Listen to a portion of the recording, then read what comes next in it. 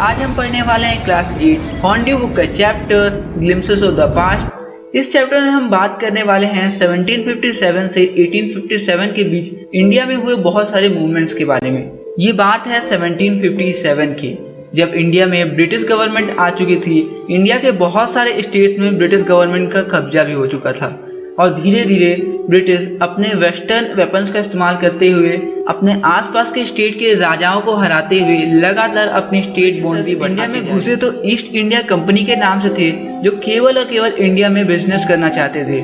लेकिन धीरे धीरे उन्होंने अपनी कंपनी के प्रोटेक्शन के लिए अपनी आर्मी को भी बुलाना चालू कर दिया और धीरे धीरे उस आर्मी को इतना बड़ा कर लिया कि वो अकेले बहुत सारे किंग्स की आर्मी से बड़ी हो चुकी थी। बेशक उस समय इंडिया के किंग्स के पास बहुत ज्यादा पावर थी, लेकिन नहीं थी तो किंग्स के बीच में यूनिटी। इंडिया के राजा हमेशा आपस में लड़ते रहते थे और ब्रिटिशर्स इसी का फायदा उठाते थे। ब्रिटिशर अपने वेस्टर्न वेपन्स का इस्तेमाल करते हुए किसी भी एक छोटे से राजा को सपोर्ट कर देते थे और उसे आसपास के राजाओं से लड़वा दिया करते थे। और जैसे ही वो राजा जीत जाया करता था और वो आसपास के एरिया में अकेला किंग बच जाया करता था, तो वो उसे भी मार देते थे और सारा का सारा एरिया हड़प लेते थे। लेकिन ऐसा नहीं था कि इंडिया के सारे राजा इतने ही बेवकूफ थे। इंडिया के कुछ बहुत ही ज्यादा ब्रेव किंग जैसे मैसूर के टीपू सुल्तान बहुत ही ज्यादा दूर की सोचते थे। उन्हें पता था कि अगर ब्रिटिशर्स ऐसे ही काम करते रहे तो एक दिन वो आ जाएगा जब पूरी की पूरी इंडिया इनके हाथ में आ जाएगी। और फिर टीपू सुल्तान ब्रिटिशर्स के खिलाफ वॉर छेड़ देते हैं। वो लगातार 2 वॉर्स ब्रिटिशर्स के खिलाफ जीतते जाते हैं, लेकिन आखिरकार तीसरी वॉर में वो मारे जाते हैं। और उनकी डेथ के बाद इंडिया में कोई इतना ब्रेव राजा नहीं बचता जो ब्रिटिशर्स को इंडिया में कब्जा करने से रोक पाए। जो छोटे मोटे राजा थे जिनकी ब्रिटिशर्स मदद किया करते थे, वो तो ये सोचते थे कि भगवान का लाख लाख शुक्र है कि उन्होंने हमारे लिए ब्रिटिशर्स को इस दुनिया में भेजा है। ब्रिटिशर्स तो हमारे लिए एक भगवान का स्वरूप है। उन्होंने हमारी बहुत ज्यादा सहायता की बड़े बड़े राजाओं को मारने में, और अब हमारे राज्य की वजह से इस पूरे देश में शांति एक बार फिर फैल जाएगी। एक तरफ तो ब्रिटिशर्स राजाओं का ब्रेन वॉश कर दिया करते थे और वहीं दूसरी तरफ लोगों को ये धीरे धीरे समझ में आने लगा था कि वो जल्द ही किसी और देश के लोगों के द्वारा बंदी बनाए जाने वाले हैं। लोगों का ये कहना था भले से कोई राजा बहुत ज्यादा बेकार हो, लेकिन आखिरकार वो है तो इसी देश का ना। लेकिन अगर आप किसी ऐसे इंसान के अंडर पे हो जो इस देश का है ही नहीं, तो फिर तो वो आपके साथ नौकरों से भी ज्यादा बुरा बर्ताव करने लगेगा। एक तरफ तो जहां इंडिया में पॉलिटिक्स बहुत ज्यादा डाउन चली गई थी, वहीं कुछ रिलीजियस लीडर अनटचेबिलिटी और चाइल्ड मैरिज जैसी चीजों को बहुत ज्यादा अप्रेस करते हैं। वो कहते हैं कोई भी इंसान जो सी को क्रॉस करके भारत के बाहर गया उसका धर्म भ्रष्ट हो जाएगा। और तो और कई लोगों का तो ये भी सोचना था कि इस दुनिया में जितनी भी प्रॉब्लम्स होती हैं वो केवल और केवल वुमेन्स की वजह से होती हैं। लेकिन सच तो ये था कि इंडियंस अपनी सेल्फ रिस्पेक्ट ही भूल गए थे। उन्हें ऐसा लगता था कि ब्रिटिशर्स ही उनके लिए भगवान हैं और वो तो उनके सामने कुछ भी नहीं है। लोगों को लगता था कि ब्रिटिशर्स इंडिया में कुछ बहुत अच्छा काम करेंगे, लेकिन ऐसा कुछ भी नहीं होता है। जैसे ही ब्रिटिशर्स इंडिया में रूल करना चालू कर देते हैं, वो मर्चेंट्स को फोर्स करते हैं बहुत ज्यादा टैक्स देने के लिए, और मर्चेंट्स के पास कोई ऑप्शन नहीं बचता है। वो छोटे छोटे किसानों से इतना ज्यादा कर्ज लेने लगते हैं कि उनके पास खाने के लिए ही कुछ नहीं बचता है। अब ब्रिटिशर्स इंडिया से जितना पैसा निकाल सकते थे वो उतना पैसा निकाल रहे थे, लेकिन अब उन्हें कुछ और भी मेथड चाहिए थे जिसकी मदद से वो और ज्यादा कमाई कर सकें। और फिर ब्रिटिशर्स एक नया आइडिया देते हैं। वो ब्रिटेन से आने वाले कोई भी सामान पे इम्पोर्ट टैक्स 0 लगा देते हैं। मतलब ब्रिटेन से आने वाला कोई भी सामान पे कोई भी टैक्स नहीं लगेगा, बल्कि दूसरे देशों से आने वाले सारे सामान में बहुत ज्यादा टैक्स लगेगा। और जो इंडिया में कंपनीज अपना सामान खुद प्रोड्यूस करती हैं उनमें बहुत ही ज्यादा टैक्स लगेगा। और अब धीरे धीरे इंडिया की इंडस्ट्रीज भी गिरने लगी थी। ना ही एक्सपर्ट्स और आर्टिस्ट के पास कोई काम बचा था।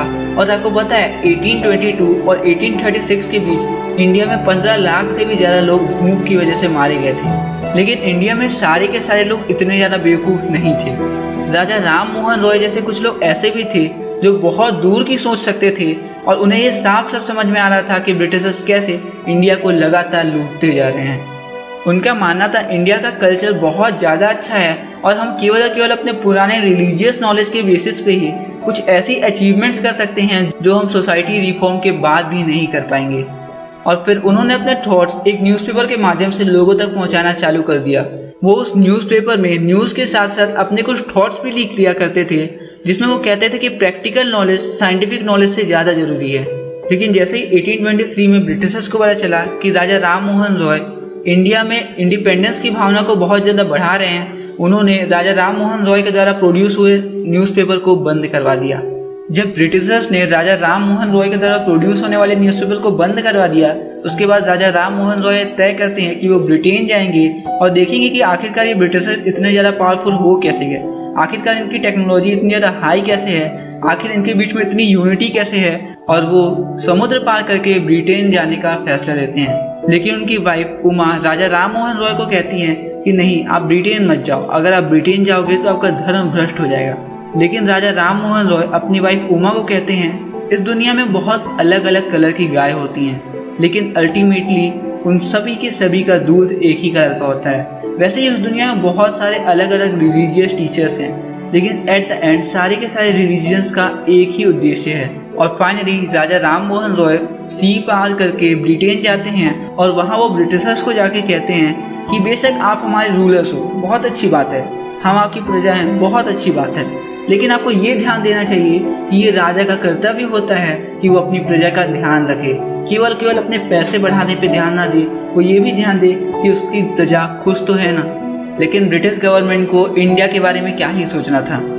और कुछ ही दिनों में 1880 में ब्रिटिशर्स इंडिया में रेगुलेशन 3 भी पास कर देते हैं। रेगुलेशन 3 के अंडर ये लिखा था कि किसी भी इंडियन को बिना कोर्ट में ले जाए सीधे से सीधे जेल में डाला जा सकता है। और तो और इंडिया में काम करने वाले सारे के सारे ब्रिटिश ऑफिसर्स की सैलरी बहुत ज़्यादा हाई हुआ करती थी as compared to salaries from Indians. और 1829 में हालात ये हो गए थे कि ब्रिटिशर्स इंडिया में इतना ज़्यादा सामान इंपोर्ट कर रहे थे कि उसकी वर्थ उस टाइम पे 7 करोड़ से ज़्यादा थी।